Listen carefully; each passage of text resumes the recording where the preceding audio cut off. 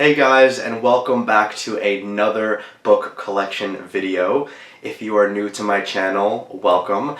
I have other book collection videos. I have a Fear Street, I have Goosebumps, I have Stephen King, I have just a horror book collection video, and more collection videos are coming out as well. If you have not seen, I've made a part 1, so I'll link it up over here. You can either watch it before or after this video, it doesn't matter, as long as you watch both of them so you get my full point horror collection videos. Alright you guys, so the first book we have here is called My Secret Admirer by Carol Ellis.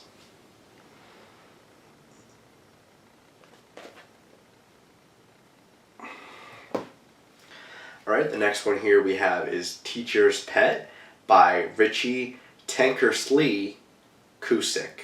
Now the only reason why I said it like that is because in my part 1 videos I kept saying Richie Tankerslick Cusick and I kept saying it wrong the whole video, so that's a major fuck up, but I'm saying it right now. It's Richie Tankersley Ley Cusick. So I'm saying it right.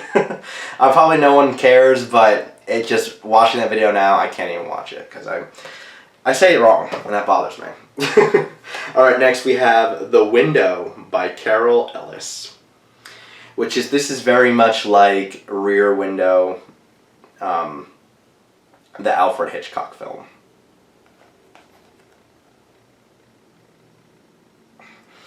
And again, I love these covers, I love these books. Some of them are very corny, some of them have to do with the supernatural, some of them just have to do with crazy siblings or friends, or, a lot of these have to do with bullying, which is interesting.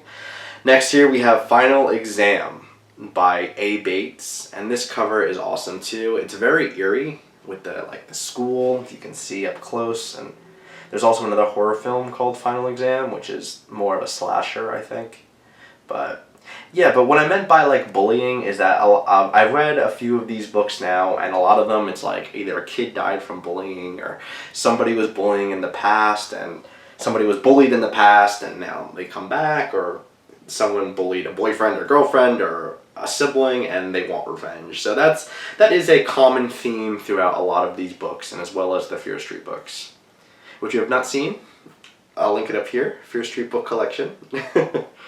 Alright you guys, next here we have Prom Dress by Lyle Litke, or Leakley, I don't know how the fuck to say it, these names. Which actually, when I ordered this on Amazon, it was supposed to arrive a certain date, and I waited a day or so, and then it was 2 days later, and I was like, alright, I guess it's not showed up, so I got a refund, got my refund, and then the next day it came in the mail, so look at that, can't go wrong.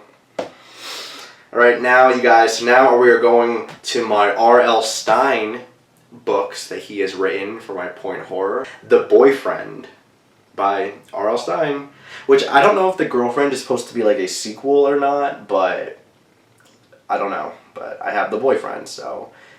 And all of these were given to me by my good friend Philip, so thank you again, Philip. And next here I have, I'll do it in order, Halloween Night, which this is a very well-known series. There's only 2 of them in the point horror catalog. Halloween Night with that classic cover, which I've seen in a lot of other people's collection videos. I've seen that they had a bind up of 1 and 2, so I'm glad that I have 1 and 2 separately. Does that make sense? Yes.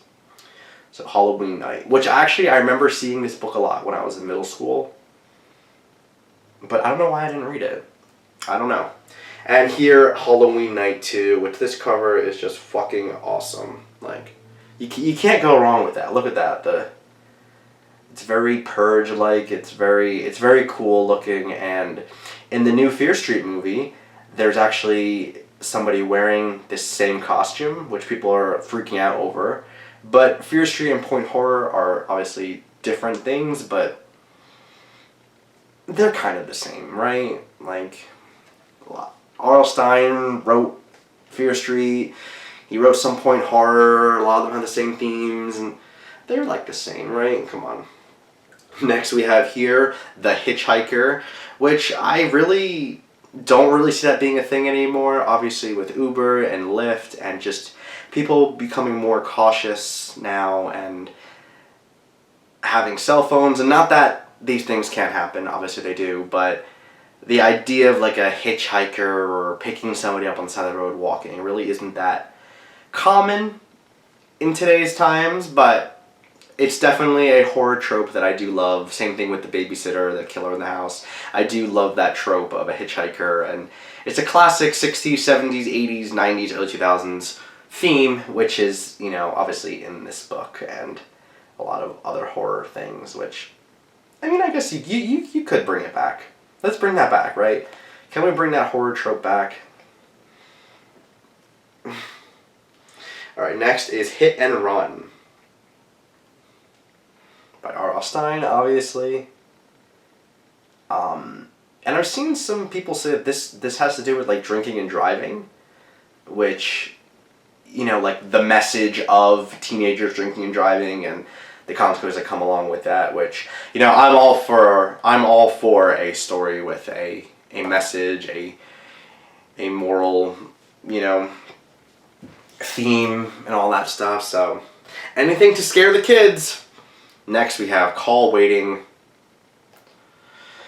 which, you know, like I said earlier, with strangers calling and, you know, these creepy calls, they're not really a thing anymore with today's times, with cell phones and, you know, blocking numbers and restrictions and caller IDs, and, you know, it's just, most of the time if you see an unknown number you don't answer, but obviously with rodeo phones and, you know, wired phones, it's harder.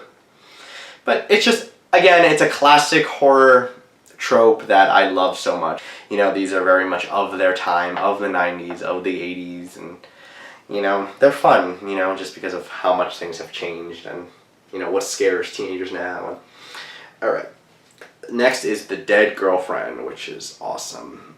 You know, a lot of these point horror books and Fear Street books have dead boyfriends or girlfriends. I mean, is this teaching kids to be abstinent? Like, to not have a boyfriend or girlfriend because they'll be fucking dead, or they'll die, or they'll come back to kill you, or, like, is this... I didn't read the book, so I don't know, but are these books, like, trying to scare kids? Because, like I said, I fucking love that.